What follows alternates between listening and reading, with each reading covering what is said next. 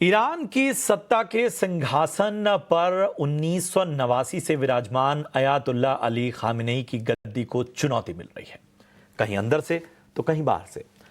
सड़कों पर खामोश हुर्शा, सत्ता के गलियारों में बढ़ती बेचैनी और पश्चिमी दुनिया में चल रही खुफिया हलचलें सब मिलकर एक संकेत दे रही हैं कि ईरान में बहुत कुछ बड़ा होने वाला है। कहा जा रहा है कि खामेनेई की तबीयत भी नाजुक है। उत्तराधिकारी कौन होगा, बेटा मुस्तबा खामेनेई या कोई और? सेना की वफादारी आखिर किसके साथ है, देश के साथ या किसी गुप्त एजेंडे के साथ? ये सवाल सिर्फ ईरान का ही नहीं, पूरी दुनिया की और खासतौर पे मिडिल ईस्ट की जो पूरी बदलती हुई दुनिया है उसकी सुरक्षा का है। अमेरिका और इजराइल दोनों की आंखें ईरान पर टिकी हैं, खासकर उसके न्यूक्लियर प्रोग्राम पर। मोसाद और सीआईए दोनों एक्टिव हैं और इस तरह के रिजल्ट्स इन्होंने सामने दिए हैं, उसको प्रमाण की कोई आवश्यकता नहीं। वो हर दिन आपने देखे हैं, हर दिन बड़ी खबरों के जरिए आपने समझे। कहीं ये तख्ता पलट अमेरिका की पहले से प्लानिंग तो नहीं? क्या अगला शहंशाह वॉशिंगटन की मर्जी से तय होगा? क्या ये क्रांति फिर से जनता की हो सकती है जैसे 1979 में हुई थी? क्या खामेनेई के बाद ईरान में सिविल वॉर की संभावनाएं प्रबल होती जानी है? क्या अमेरिका और इजराइल तख्ता पलट की जमीन तैयार कर चुके हैं? क्या मुस्तबा खामेनेई ईरान को एक नया तनाशा देगा या देश को और बांट देगा? इतने सवाल हैं जिनकी फहरिस्त काफी लंबी है और हम कोशिश यही करेंगे कि इन सारे सवालों के जवाब आज ढूंढें अपने एक्सपर्ट्स के जरिए। तो मैं परिचय करा दूं, हमारे साथ इस वक्त जुड़ चुके हैं एल्विथ निंग थॉजम साहब, डॉक्टर एल्विथ निंग थॉजम, जो कि प्रोफेसर हैं Symbiosis School of International Studies में। डॉक्टर एल्विथ, थैंक यू सो मच अपना कीमती समय देने के लिए।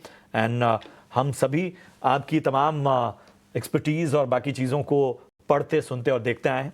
हमारे साथ रिटायर्ड मेजर जनरल जी द्विवेदी सर भी हैं, जाने माने डिफेंस एक्सपर्ट, और हमारे शो की अक्सर शोभा बढ़ाते हैं। द्विवेदी सर, आपका भी बहुत बहुत शुक्रिया। तो डॉक्टर एल्विथ, सबसे पहले मैं आपके पास आना चाहूँगा। बहुत कुछ हो रहा है दुनिया में और ख़ासतौर पे गल्फ और मिडिल ईस्ट तो इस समय मतलब शायद हर गुजरते घंटे के साथ एक नई बात सामने आती है। अब से थोड़ी देर पहले ट्रंप का ट्वीट भी काफ़ी चर्चाओं में रहा है। हम क्या जियोपॉलिटिकल इस पूरे टेंशन में क्रूशल जंक्शन पर पहुंच चुके हैं जहां पर कुछ भी तय कर पाना मुश्किल है, एक कंफ्यूजन भरी स्टेट है और हम ये नहीं मान सकते कि कोई भी रिटेलिएशन जो है वो रुकेगा? मतलब रिटेलिएशन पे रिटेलिएशन होता है, बातचीत और डिप्लोमेसी ये सब अब बहुत पुरानी बात हो चुकी है। क्या मिडिल ईस्ट अपने सबसे बड़े संघर्ष और सबसे निर्णायक मोड़ पर खड़ा है? Thank you Prashant ji for having me. मेरे को अच्छा लग रहा है ये शो पे आने के मौका मिला। With regard to the situation, अभी जो चल रहा है सिचुएशन वेस्ट एशिया पे, ये कुछ भी प्रिडिक्ट नहीं हो पा रहा है अभी। Like the way you mention, ये घंटे पर दिन पर ये बदलते रहते हैं।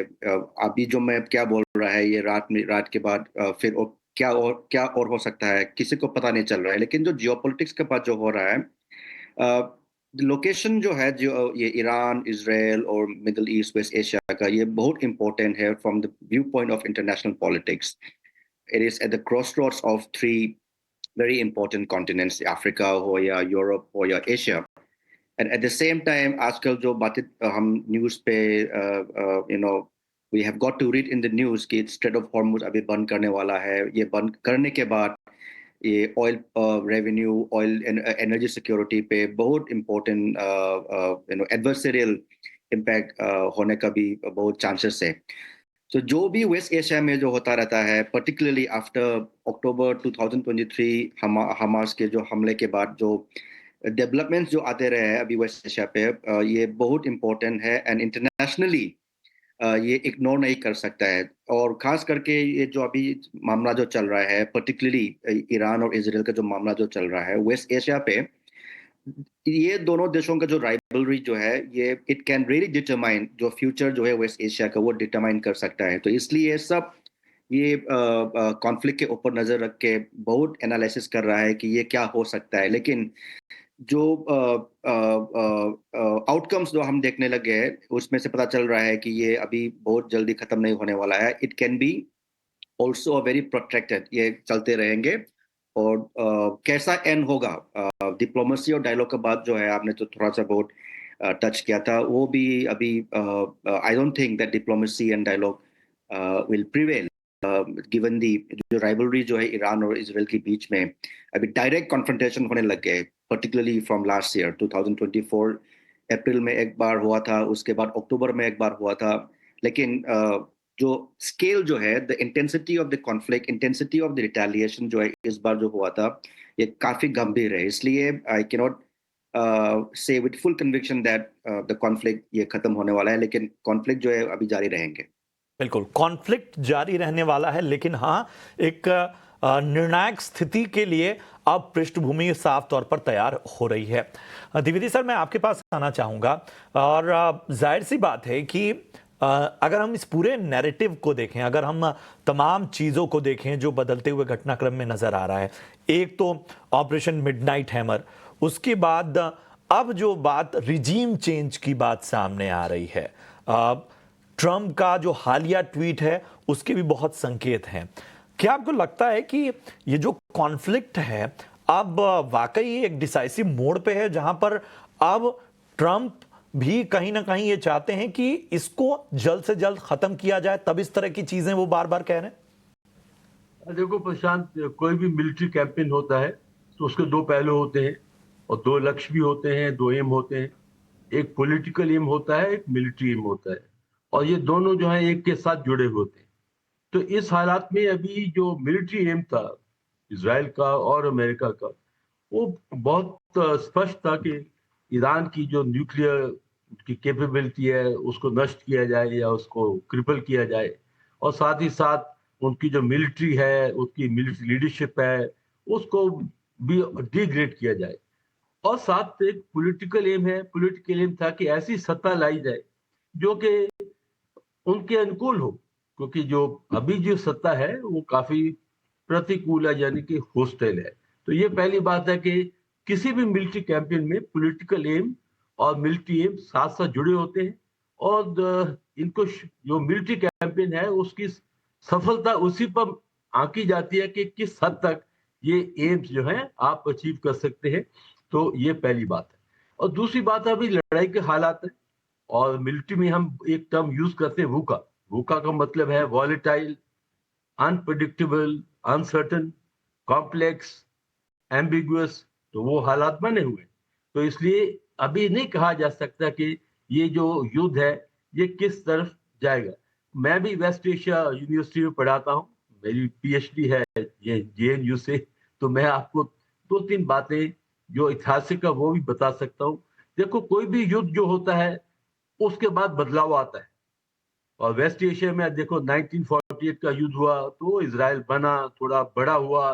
फिर 56 का 1956 से युद्ध हुआ सुएज कनाल के ऊपर, उसका भी काफी असर पड़ा. फिर 1967 का युद्ध हुआ जिसमें इजराइल एक उभर की शक्ति आया और काफी नक्शा बदला. फिर 1973 का युद्ध हुआ, उसके बाद कैंप डेविड साइन हुआ. फिर 1994 में जॉर्डन के साथ उनकी संधि हुई इजराइल की. फिर अभी अब्राहम अकॉर्ड हुआ. तो ये मैं बताना चाहता हूँ कि जब युद्ध के बाद हालात बदलते हैं, और इसी तरह अभी भी हालात बदलेंगे, तो इसमें भी दो तीन चीजें जरूरी होंगी. एक तो ईरान जो है ये एक कमजोर हालत में जब आएगा नेगोशिएशन टेबल पर, तो इसकी हालत इतनी मजबूत नहीं है, जबकि इस टाइम इजराइल और अमेरिका का पलड़ा भारी है. दूसरा है कि जब भी आप नेगोशिएशन टेबल पर आते हैं तो आपके पास भी कुछ पत्ते होने चाहिए. तो ये पत्ते कौन देगा इनको? रशिया देगा या चाइना देगा? वो साथ खड़े हैं पॉलिटिकली. तो वो भी जो ईरानियन है वो भी कुछ ना कुछ करेंगे, इन पर पलटवार करेंगे, हॉर्मोज को बंद करेंगे, अपने जो हूती हैं, हमास हैं, हिजबुल्लाह है, उनको दोबारा खड़ा करेंगे. तो ये सारी चीजें मिलके सामने आएंगी. तो मेरा मतलब कहने का ये है कि ये युद्ध है, इसमें बदलाव अवश्य होगा, जैसे पहले भी होता आया है. किसी भी युद्ध के बाद बदलाव होता है, पॉलिटिकल आर्किटेक्चर बदलता है, वो अभी भी बदलेगा. पर क्या तस्वीर आएगी वो अभी थोड़ा सा हमें इंतजार करना पड़ेगा, किस तरह तस्वीर आएगी. पर हाँ, तो जो पॉलिटिकल जो आपका बता रहे हैं कि रिजीम चेंज है, तख्ता पलट है, वो एक पॉलिटिकल एम है और उसको हम नजरअंदाज नहीं कर सकते प्रशांत। बिल्कुल, बहुत वैलिड पॉइंट सर। और इन सब के बीच में बड़ा सवाल ये उठता है कि क्या इंटरनेशनल कम्युनिटी भी खुद को अक्षम पा रही है इस पूरे कॉन्फ्लिक्ट में, किसी भी इन पार्टीज को किसी तरह के नेगोशिएटिंग टेबल पे लाने में, या इस से जो अस्थिरता साफ तौर पर पैदा हो रही है उसे रोक पाने में। एक चीज मैं समझना चाहता हूं एल्वित, कि अगर हम मान लें कि रिजीम चेंज होता है तो आपको उसके बाद की परिस्थितियां क्या नजर है? मतलब मौजूदा हालात को अगर देखें, अगर रिजीम चेंज होता है या किसी तरह का बदलाव होता है या यूएस के दखल से ही वहां पर सत्ता चलती है, तो फिर आपको किस तरह से स्थितियां बदलती हुई नजर आएंगी और रिएक्शंस क्या होंगे? प्रशांत जी, जहां तक मैं रेजिम चेंज के बारे में बताना चाहता हूं कि it's going to be a very difficult task, खास करके ईरान के अंदर जो रेजिम चेंज का हम बहुत सारे डिस्कशंस अभी हो रहा है कि यहाँ पे रेजिम चेंज के बाद सर भी द्विवेदी सर भी अभी बता रहे हैं towards the end of his deliberation.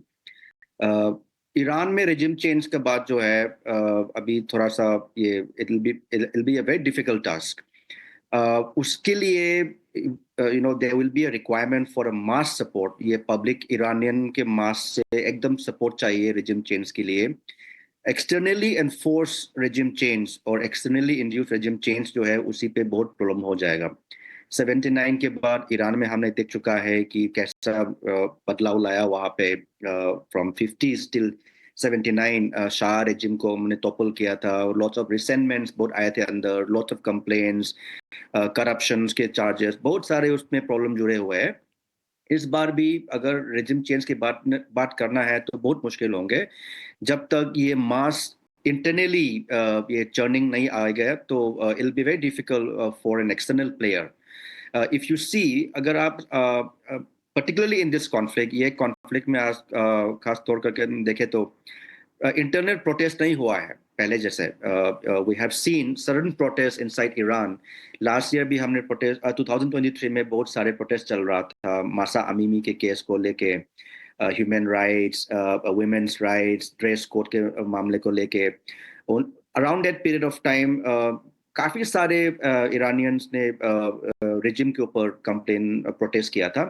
लेकिन इस बार जब हमला चल रहा है, अभी जो प्रॉब्लम चल रहा है यहाँ पे, अभी Iranians are acting as one unified unit. तो उसी को लेके मेरा असेसमेंट जो है अभी रेजिम चेंज के बाद जो है it will be very difficult. ये इराक और अफगानिस्तान में हमने देख चुका है, लीबिया में हमने देख चुका है, जो एक्सटर्नल फोर्सेस के थ्रू जो रेजिम चेंज हुआ था और वहाँ पे कैसा अभी भी सिचुएशन हो रहा है। तो मेरे इन माय ओपिनियन अभी रेजिम चेंज के बाद जो विल बी वेरी डिफिकल्ट। लेकिन जो रेजिम के साथ जो जुड़े हुए इन्फ्लुएंशियल ऑफिशियल जो है वो निकला गया है, like no many of them have been killed. जब 13 जून में ये स्ट्राइक हुआ था उसके बाद इसराइल ने बहुत सारे आईआरजीसी का टॉप ऑफिशियल्स जो है वो एलिमिनेट कर चुका है अभी, who used to be very close to the supreme leader. बिल्कुल लेकिन उसको लेके can we come to a conclusion that कि ये रेजिम। बिल्कुल, बहुत बेहतर बात आपने कही है और मैं थोड़ा और भी कुछ पहलुओं को टटोलूंगा। इस बीच हमारे साथ केपी फैबियन साहब जुड़ चुके हैं, पूर्व राजनयिक।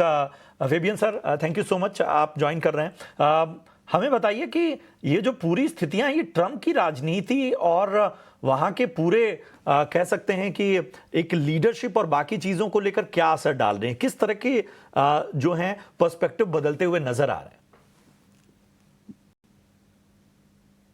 देखिए धन्यवाद। एक चीज हम समझना है, ट्रम्प, हमारे अखबारों ने आज कहा कि Trump endeds the war, America endeds the war. आज ये ठीक नहीं है, क्योंकि ट्रम्प के ग्रीन सिग्नल के बाद नेतन्याहू ने 13 जून को ईरान को अटैक किया।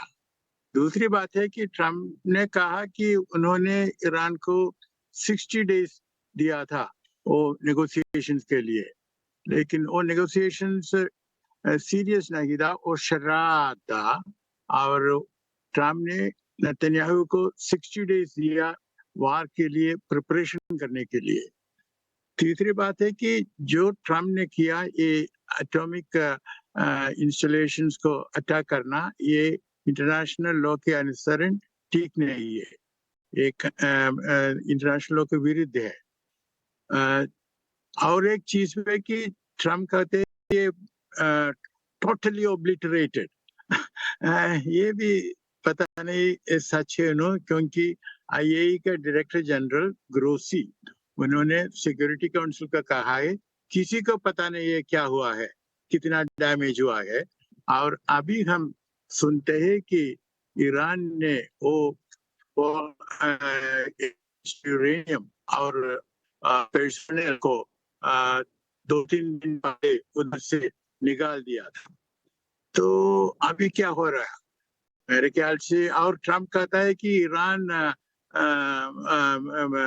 पीस चूज करना है, लेकिन ये इजराइल ने अटैक किया है और इजराइल का अटैक खत्म करना है। अगर खत्म करता है तो ईरान जरूर नेगोशिएटिंग टेबल में आ जाएगा। अभी और हम देखना है क्या रशिया करेगा, क्या चाइना करेगा। मेरे ख्याल से ये होता नहीं है कि रशिया और चाइना सिर्फ चुप बैठते हैं जब नेतन्याहू ईरान को बॉम्ब करके फ्लैटन करता है, तो कुछ होगा 2-3 दिन में एक सीजफायर मेरे ख्याल से होगा। चलिए, तो Fabian sir, thank you so much, आपने अपना कीमती समय निकाला और अपनी राय दी। और इसी सवाल के साथ मैं खास तौर पे द्विवेदी सर आपके पास आना चाहूंगा। इन सारे टकराव के बीच सवाल है कि कौन इस संघर्ष में ज्यादा देर तक टिकने की क्षमता रखता है। हालांकि फेबियन सर का साफ तौर पर कहना है कि जिस तरह की अभी स्थितियां हैं, कुछ वक्त में शायद सीज फायर का भी ऐलान हो सकता है और फिर स्थितियां एक अलग तौर पर नजर आएंगी। हम सभी जानते हैं घटनाक्रम बदल रहे हैं, लेकिन ईरान और इजराइल के इस टकराव में आपको फिलहाल पलड़ा किसका भारी होता हुआ नजर आ रहा है? लेकिन अगर ईरान भी अपनी धमकियां दे रहा है तो जाहिर सी बात है कि उसे भी कम समझना गलती होगी। देखो प्रशांत, दोनों देशों की अलग अलग कैरेक्टरिस्टिक्स हैं, अलग अलग इनकी स्ट्रेंथ हैं और अलग अलग इनकी कमजोरियां हैं। सबसे पहले इसराइल जो है, इसराइल एक छोटा देश है, इसके पास स्ट्रेटेजिक डेप्थ नहीं है, इसके पास स्टेमिना नहीं है कि ये लंबी लड़ाई लड़े। इसकी पॉलिसी सदा नहीं है प्रीएम्प्टिव और शॉर्ट कॉन्फ्लिक्ट, यानी कि छोटा सा। जो सबसे जो लंबा कॉन्फ्लिक्ट लड़ा इन्होंने वो 1973 में लड़ा, वो तकरीबन 18 दिन का था। तो इसलिए अभी भी उनकी जो इकोनॉमी पर बहुत गहरा असर पड़ रहा है। तकरीबन 750 मिलियन डॉलर्स करीबन रोज खर्च हो रहे हैं। उनका जो इकोनॉमी का ग्रोथ रेट है वो कम हो रहा है। तो कहने की बात यह है कि इजराइल के पास इतनी क्षमता नहीं है कि वो लंबी लड़ाई लड़े। वो उन्होंने जो अभी किया है उन्होंने काफी अचीव किया है। एक तो ईरान हिला है, दूसरी काफी क्षति पहुंची है उसके न्यूक्लियर स्ट्रेटेजी को, उसकी लीडरशिप जो है उस पर बड़ा नुकसान हुआ है, और उनकी मिसाइल पावर जो है तकरीबन 40% मिसाइल पावर खत्म हो चुकी है। तो ये तो है इजराइल का पलड़ा। जब आप ईरान को देखो, बड़ा देश है, इसकी तकरीबन 9 करोड़ आबादी है, 1.5 बिलियन इसका एरिया है, जबकि इजराइल से 20,000 किलोमीटर है, स्क्वायर किलोमीटर है, उसकी आबादी से 10 मिलियन 1 करोड़ है। तो पॉइंट है कि ईरान एक बड़ा देश है, इसमें क्षमता है लंबी लड़ाई लड़ने के लिए। और जबकि इजराइल पर अगर सिविल कैजुअलिटी होती है तो वो एक बहुत बड़ा मुद्दा बन जाता है। ईरान वो कैजुअलिटी ले भी सकता है, पर दूसरी बात यह है कि ईरान के पास आधुनिक एयरफोर्स नहीं है, तो इसलिए वो सिर्फ लड़ाई कर रहा है अपनी मिसाइल के साथ, ड्रोन के साथ। और दोनों साइड अगर आप देखें, ईरान भी तब तक खड़ा हो सकता है जब तक उसको चाइना की सपोर्ट मिले, बिकॉज हथियार तो चाइना से आएंगे। और मैं चाइना में और नॉर्थ कोरिया में डिफेंस टेक रह चुका हूं, तो मुझे काफी इसका अनुभव है कि किस तरह इनका लेन देन चलता है। और आप देखो, आप संदूर में भी किस तरह रातों रात चाइना ने PL-15 मिसाइल जो है पाकिस्तान को दे दी। तो इसलिए अगर ये युद्ध को आगे ले जाना चाहता है, जो चाइना के इंटरेस्ट है कि युद्ध थोड़ा और बढ़े। क्यों? वो चाहता है कि अमेरिका उलझा रहे, ताकि उसकी जो तवज्जो है वेस्ट पैसिफिक, जैसे कि साउथ चाइना सी, ईस्ट चाइना सी, ताइवान से हटी रहे। और साथ ही रशिया भी चाहेगा कि थोड़ा उलझे, अमेरिका यहाँ पर, ताकि उसकी नजर यूक्रेन से हटे। तो पॉइंट ये है कि चाइना और रशिया नहीं चाहेंगे कि युद्ध जल्दी खत्म हो। अमेरिका चाहेगा थोड़ा जल्दी खत्म हो ताकि उसको इसमें उलझना ना पड़े, और इजराइल भी चाहेगा कि युद्ध जल्दी खत्म हो। तो मैं ये सोचता हूँ कि युद्ध तभी खत्म होगा जब इजराइल और हावी होगा, अमेरिका और हावी होगा, क्योंकि इस हालात में ईरान घुटने टेकने वाला नहीं है। ईरान के पास क्षमता है, वो और कुछ दिन लड़ सकता है, जबकि इजराइल पर इस पर बहुत गहरा असर पड़ रहा है, उसकी इकोनॉमी पर बहुत गहरा असर पड़ रहा है, और उसकी पूरी स्ट्रेटजी है शॉर्ट वॉर। तो मैं सोचता हूँ कि जब कही तक और दबाव और नहीं ये आएगा ये ईरान ये पर। ये बहुत बड़ा प्रश्न है, मतलब कि कौन इस टकराव में लंबे समय तक टिक सकता है, और यही वजह है कि इस पर्सपेक्टिव से भी देखना होगा। डॉक्टर हेल्विट, मैं आपके पास आना चाहता हूं। एक चीज समझना होगा हमें कि इस बार जिस तरह का, मतलब खासतौर पे मुस्लिम देशों से सपोर्ट की उम्मीद की जा रही थी, या एक बैक करने की जो तमाम कम से कम नैरेटिव में ही उम्मीद की जा रही थी, वैसा दिखा नहीं। एक तो ये बताइए कि इसकी वजह क्या है। दूसरा सवाल जरा मैं आम दर्शकों के लिए समझना चाहूंगा कि भारत पर क्या कुछ असर हो सकता है। आम दर्शक इसे कैसे समझें कि इस पूरे कॉन्फ्लिक्ट का भारत पर किन किन क्षेत्रों पर असर पड़ सकता है। प्रशांत जी, आपका पहला सवाल जो है it's very pertinent, very important सवाल है। Over the last few years हम वेस्ट एशिया पे एक जो पॉलिटिकल रीअलाइनमेंट के रूप में इसराइल और अरब कंट्रीज के साथ जो रेप्रोचमा नॉर्मलाइजेशन जो है बहुत देखने लग गए, पर्टिकुलरली खास करके Saudi Arabia, sorry UAE, Bahrain और मोरक्को इन नॉर्थ अफ्रीका। इन 2020 ये सब जो अब्राहम एकॉर्ड्स के रूप में जो डेवलपमेंट जो आ रहा था, उसको देख के सबके दिमाग में ये घुसे हुए है कि मिडिल ईस्ट और वेस्ट एशिया में एक नॉर्मलसी आने लग गए। लेकिन एट द सेम टाइम ये एक अनरिजॉल्व इशू जो है इजरायली पैलेस्टीनियन कॉन्फ्लिक्ट को सबने टू सम एक्सटेंट इग्नोर करके बैक सीट में रखे गए हैं। और उसके बाद अक्टूबर में हमारा शुरू हो गया हमास का attack, and then again resurfaced the importance of the Arab-Israeli conflict. अब जो है द वेस्ट ये मुस्लिम कंट्रीज जो है, particularly the Arab countries West Asia में, if you see the statements, ये बहुत कैलकुलेटेड स्टेटमेंट्स उन्होंने दिया हुआ है, particularly when it comes to criticising Israel. Israel का जो हमला जो था अगेंस्ट इरानियन न्यूक्लियर फैसिलिटीज और अगेन इरानियन सिक्योरिटी ऑफिशियल्स, उन लोगों ने बहुत कैलकुलेटेड स्टेटमेंट्स दिया हुआ है और आउटराइटली इजराइल को क्रिटिसाइज भी, it's more of a criticism of Israel's action. अभी क्या है कि वेस्ट एशिया में पर्टिकुलरली खास करके ये गल्फ कंट्रीज में अपना उन लोगों का भी internal socio political economic reformation programs बहुत चल रहा है।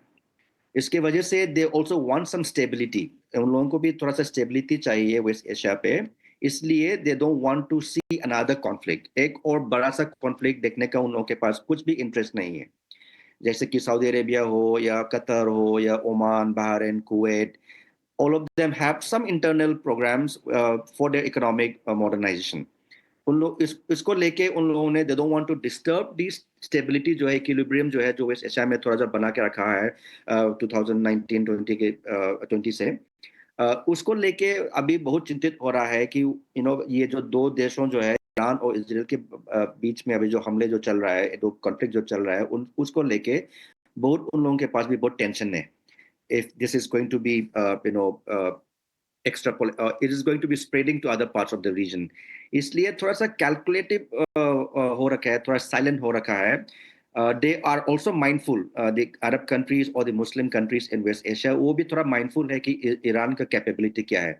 जैसे कि अभी द्विवेदी साहब ने जो कहा था, लॉन्ग वॉर और शॉर्ट वॉर, इजराइल के पास इतना वो स्ट्रेंथ नहीं है लॉन्ग ड्यूरेशन वॉर फाइट करने का, लेकिन Iran has seen those has experiences from the past.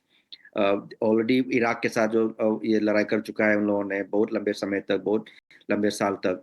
So and Iran also has something called strategic depth. उन लोगों के पास ये बहुत सालों से ये strategic depth वो बोल के आ रहा है। One, that is उनका मिसाइल रेंज जो है, मिसाइल कैपेबिलिटीज जो है, और दूसरे जो प्रॉक्सीज जो है बहुत सारे देशों में जो एक्टिव हुआ था, जैसे कि इराक में हो या लेबनान में हो या सीरिया में हो। So there are always the possibility of using, ये ईरान का ये पॉसिबिलिटी है कि ये प्रॉक्सीज लोगों को फिर एक्टिवेट करके जो जो देशों जो ईरान जो इजराइल को जो सपोर्ट करता है या यूएस को जो सपोर्ट करता है उन लोगों के अगेंस्ट हमले के लिए वो लोग डायरेक्शंस भी दे सकता है। उसको लेके ये गल्फ कंट्रीज या Muslim countries in the region थोड़ा सा वो सावधानी से रहना पड़ता है। बिल्कुल, तो ये तमाम पहलू थे। हमने कोशिश की कि इस पूरी चर्चा को हम जानकारी के स्तर पर आपके सामने लेकर आएं और हमें उम्मीद है कि हमने लगभग हर पहलू को छुआ और कोशिश की कि आपको इस पूरे कॉन्फ्लिक्ट में जो इसकी तमाम अलग अलग बातें हैं, इस टकराव के मायने, ये तख्ता पलट का जो नैरेटिव है ये कितना प्रबल है, अगर इस तरह की स्थितियां आती हैं तो क्या होगा और मिडिल ईस्ट से लेकर भारत पर उसके प्रभाव को कैसे देखा जाए, इन सभी पहलुओं पर हमारे तमाम पैनलिस्ट ने, हमारे तमाम एक्सपर्ट्स ने आपके सामने राय रखी। उम्मीद रखते हैं कि आपको ये चर्चा पसंद आई हो। शुक्रिया करेंगे डॉक्टर एल्वित जीजी द्विवेदी सर, आपका भी बहुत बहुत शुक्रिया इस चर्चा में जुड़ने के लिए और इस तरह की चर्चाओं में हम आगे भी आप सभी का समय लेते रहेंगे। बहुत बहुत धन्यवाद अपना समय देने के लिए। चलिए, उम्मीद करते हैं कि आज का स्वदेश विशेष आपको पसंद आया हो। फिलहाल हमें दीजिए इजाजत। नमस्कार।